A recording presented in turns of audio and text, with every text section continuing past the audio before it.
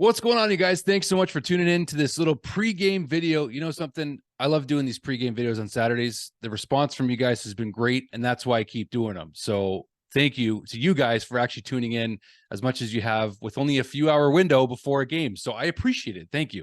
My sister Tracy and her husband Craig are in Montreal tonight for the game. They're going to enjoy themselves. Here's them on the train, on the Via Rail train. Hopefully we hear the Via Rail horn go off a lot tonight. You know what I'm talking about? That's the Montreal Canadiens goal horn. If you didn't know that, what are you doing? Anyways, Montreal Canadiens get some pretty bad news today, right? Alex Newhook is going to be out for 10 to 12 weeks with a high ankle sprain. And that's clearly, it looked like it was his ankle. He could barely get off the ice the other night. And more bad news in terms of the injuries for the Canadiens. Call it what you want.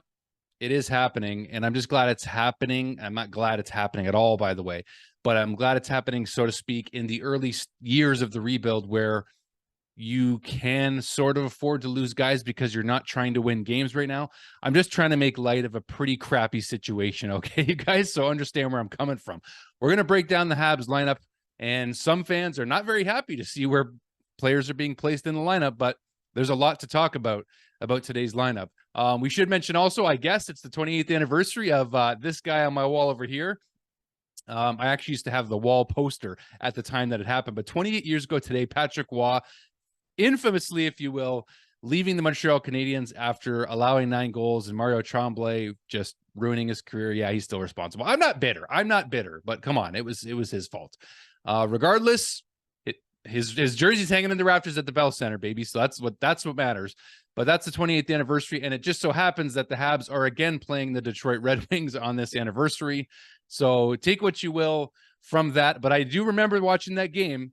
I would have been exactly 8 years old, and I actually specifically remember it being on TV and being like, wow, the Canadiens are losing by a lot right now. And then sure enough, our hero Patrick Roy was gone not long after that and won the Stanley Cup that very same season because he's Patrick Roy and he does that. Anyway, let's talk about this game. Let's talk about this lineup. So we've got the reuniting of Nick Suzuki and Cole Caufield on the top line with who some felt should have been there all along, maybe, but he's too good of a centerman, is Sean Monahan. So the Canadiens are looking forward to it. You heard it from Nick Suzuki and you heard it from Martin St. Louis. They are both excited to, frankly, Nick is excited to play with Nick. Nick is excited to play with Nick. He's excited. That could go wrong. I'm not going to repeat that. Nick is excited to play with Cole and Sean Monahan, and Marty is also looking forward to seeing them together as well. So we saw the big performance the other night from Josh Anderson, where he is now back, according to Martin St. Louis, but the results still aren't back yet in the score sheet for Josh Anderson, right? So we've got Christian Dvorak at center, Brendan Gallagher on his left, coming down from the top line with Nick Suzuki, and we've got Josh Anderson on the right of Christian Dvorak. So with these 3 strong veteran NHL players, if they can't figure out how to make something work, I don't know what's gonna. I know it's a cliche thing to say. If that's not gonna work, I don't know what's gonna work. But I really don't, because like Christian Dvorak was playing alongside Cole Caufield and Slafkovsky, who are still 2 younger developing players, if you really look at it. Brendan Gallagher's a veteran. Josh Anderson's a veteran. Christian Dvorak's basically, he's a veteran too, right? So you hope that there's enough intelligence, hardworking play from these guys, where Josh Anderson's going to be able to barrel down Christian Dvorak, and Brendan Gallagher going to be able to help dig out pucks. Dvorak's going to help distribute the puck, win some faceoffs.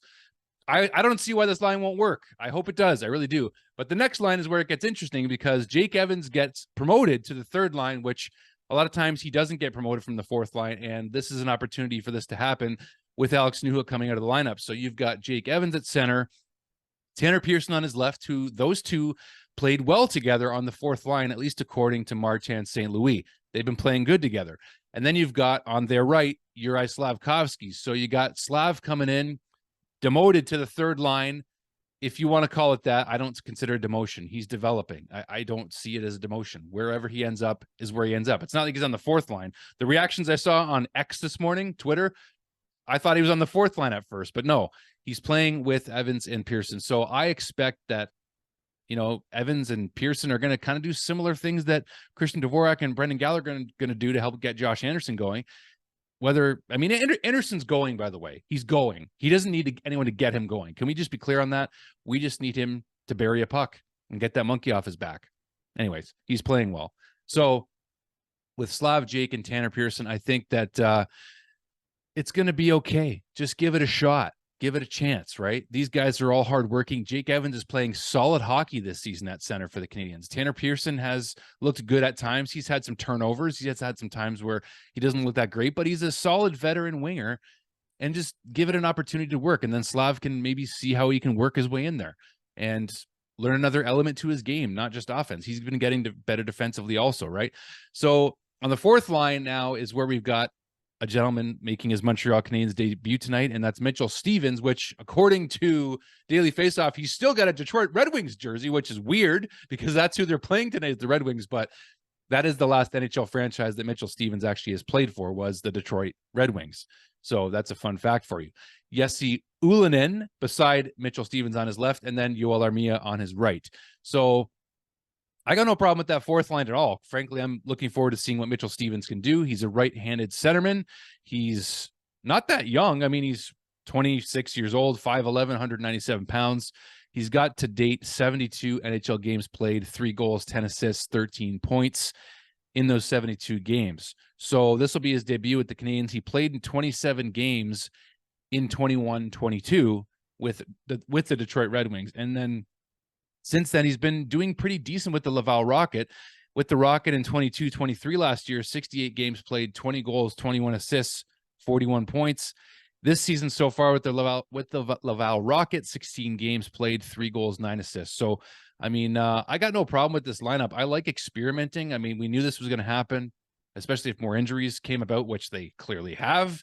So let's see what turns up from this lineup, right? I mean, that's kind of where I'm curious to see what happens. I don't know how I could have almost failed to mention it, but I almost did. Jake Allen gets the start in goal for the Montreal Canadiens tonight. And you got to wonder if there's going to be like a million scouts in the press box for the Canadiens watching Jake Allen, because clearly with the signing of Sam Montembeault, you wonder if they're just going to try to showcase Jake Allen. It would make sense to trade him before the end of this season. So now with Sam signed, you wonder if that would just make sense to have all the scouts in attendance. But I got to say, Sam Montembeault was interviewed today with Kent Hughes by his side and just looks so happy to have some security and to have the faith put in him, to have this contract extension put in place. So just happy for Sam Montembeault, a guy who grew up watching the Montreal Canadiens, cheering them on as his favorite team. And now he gets to play for them. He's living a dream. He's a nice guy. I got to love it. So I just wanted to throw that in there. On the Detroit Red Wings lineup side of things, very sad story, very, very sad story with Dylan Larkin, someone who's one of the best players. Clearly, I think he's the best player still right now on the Detroit Red Wings.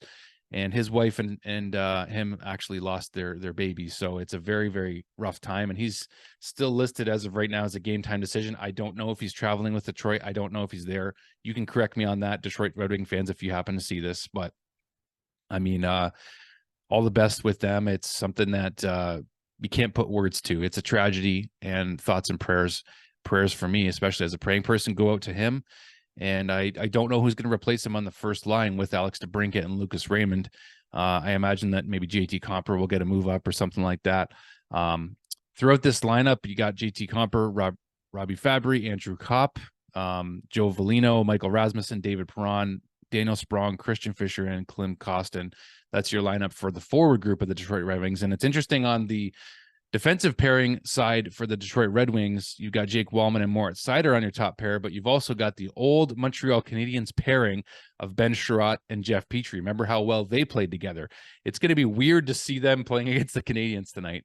So in that regard, it'll be interesting, but weird. So we'll see how those guys do. And then Oli Mata and Shane Gostisbehere, Ghost, on the third pair for the Red Wings. And then you've got Ville Husso likely making the start in net for the Wings, or Alex Lyon. But we'll see. We'll see what comes about. And we'll see how the Canadiens handle going forward without Alex Newhook. It's not going to be fun to watch for a little while here in a sense of, how good of a season Alex Newhook was having with the Canadiens and really was starting to hit the score sheet on a consistent basis lately. So it's tough to see that. But that being said, let's see how this lineup turns about for the Canadiens. let's enjoy the game as best we can. Thank you guys for watching these pregame hits. They're a lot of fun to do, especially knowing that you guys are actually interested in watching them. So love you guys. Appreciate the support. Click like, click subscribe. Appreciate your support. You guys are the best. We'll see you soon, guys. Cheers.